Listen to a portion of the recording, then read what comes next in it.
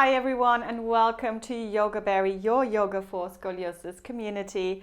And today I'm going to be sharing with you my 3 absolute favorite yoga poses for back pain. And absolutely, back pain can happen, of course, with scoliosis. We are dealing with an imbalance, of course. So of course there can be more tension on one side than the other, and the whole back has to work quite hard to support you through your day-to-day activities, of course. So we want to give it a little bit of love and attention. So here are my top 3 poses for you. So the first pose I'm going to share with you is a pose that you can do pretty much anywhere. You just need something which is about the level of your hips. So I'm going to be using this cupboard here. You can use your desk, you can use your kitchen counter, and it's a great way to create some length and a little bit of traction, which our spines with scoliosis really love. And I'm sure you will really enjoy this. So let's get to it. So I'm going to be bringing my hands onto the back of this cupboard, and it's just there for a little bit of support. So start to walk your feet forwards, and I'm keeping my feet about hip distance apart. But what I want to make sure of is that I'm lengthening through my tailbone. So you can see how my bum is kind of sticking out at the back. You make sure you're not rounding in this pose. So again, the purpose is to create length. So we don't want it to be counterproductive. So that really the main kind of movement here is coming from the hips. So I'm just resting my hands here on the edge of the cupboard, softening your knees a little bit, so that you have a little bit of movement in your pelvis, and that you can really think about lengthening through the crown of the head and lengthening through the tailbone. And really, this is really nice to create some length and space between the pelvis and the rib cage, which again, for scoliosis can sometimes get a little bit squashed and a little bit compressed. So if there's one side that needs a little bit more length than the other, then maybe you shift your hips slightly over to the side. And just breathing here. So it's really important that you don't kind of go into the stretch that much that you can't breathe anymore, because that would be, again, counterproductive. So again, if you can talk through it like I can, that means that it's probably just about right. Good. And then when you had enough, just slowly bringing yourself back up and just release your shoulders for a moment and see how it made you feel. So my second favorite pose is called the windscreen wiper legs. And in a combination with another pose, which I call the constructive rest pose, where we're just basically lying down on the back, which is a great way to get back into alignment again. It's all about creating a little bit more balance for ourselves. So if we've been stuck in our scoliosis pattern, it's really nice to just be in contact with the floor. So we're just going to lie on our backs. And we're going to keep it really simple here. So if you want a little bit underneath your head, just in case, if you feel like your chin is sticking up towards the ceiling, then that might mean that you need kind of like a small cushion or something underneath the head to make sure that your neck feels a little bit more comfortable. But if you are able to kind of slightly drop the chin and it still is comfortable for your neck and shoulders, then you don't need anything, and just enjoy being in contact with the floor.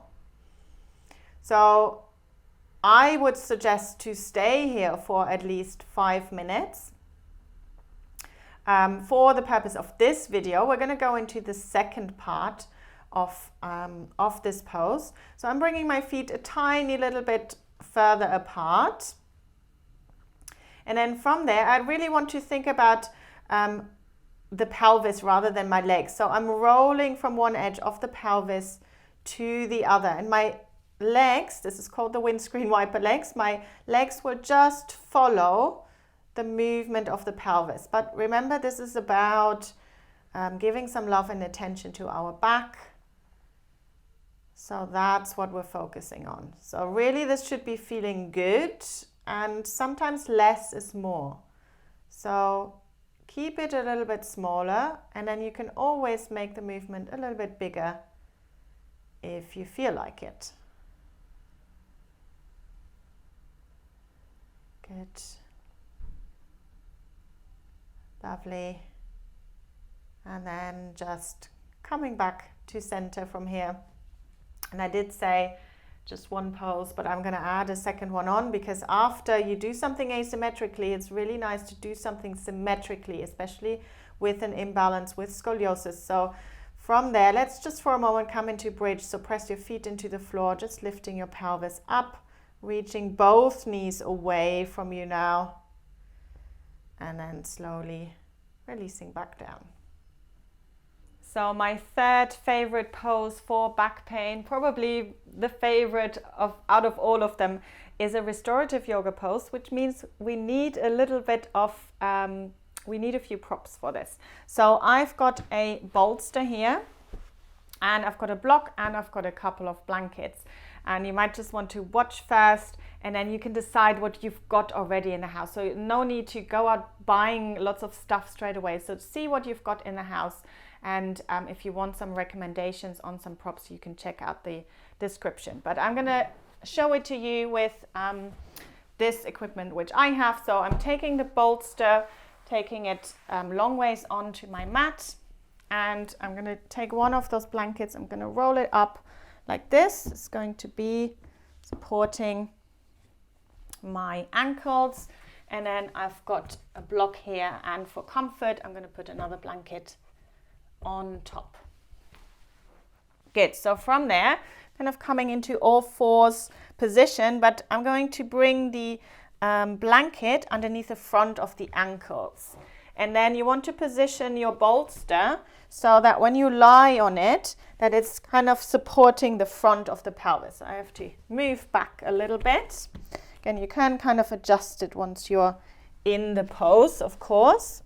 So again, you want it to support the front of the pelvis enough. You don't want it to kind of squash into the into your throat here, of course. So I'm just mindful of my microphone right now. But otherwise, this is much more about comfort than anything else. And then you can use your block blanket support just to bring it underneath kind of the hairline here, where the hair kind of meets the forehead. Just that edge, you want to support it. And again, I'm shuffling still. I'm going to move it back a little bit more. And then resting here, and resting your forehead into your support. The arms, I like to have the elbows kind of in line sort of with the shoulders, with the palms facing down. With asymmetry, you can try some an asymmetric hand position as well. So for example, with a right thoracic curve, maybe you have your right elbow slightly further down and the left hand a little bit further up to create some space on the left side. Just a suggestion.